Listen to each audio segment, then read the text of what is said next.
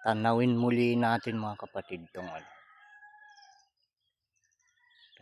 paligid ng aming lugar sa ganitong oras. 5:40 ng umaga. Tingnan nyo. Kuwan na ito popular na siguro sa paningin ninyo. Kayo ng mga laging nanonood ng ating mga video. Diba? Ayan, tingnan nyo yung silangan. Ayan. Madilim-dilim pa kasi. Ayan, nasisilaw yung ating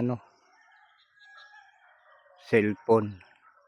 Unti-unting lumalabas yung araw.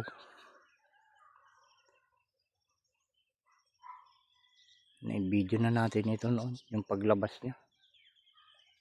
Ayun, hindi pa siya lumalabas. Yung palang kanyang yung liwanag pa lang yung nakikita natin.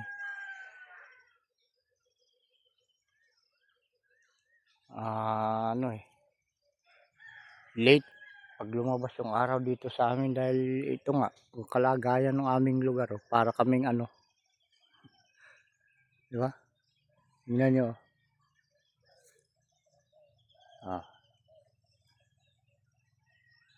Ayun, yung silangan. Para kami nasa loob ng palanggana.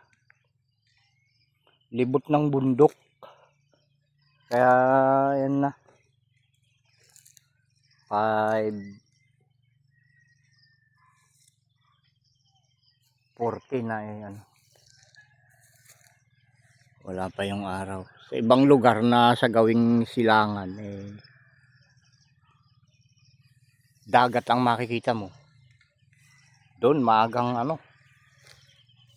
lumalabas ang araw mga kapatid. Pero dito sa lugar namin na sa gawing silangan ay bundok, ang matatanaw mo ay talagang matagal lumabas ang araw.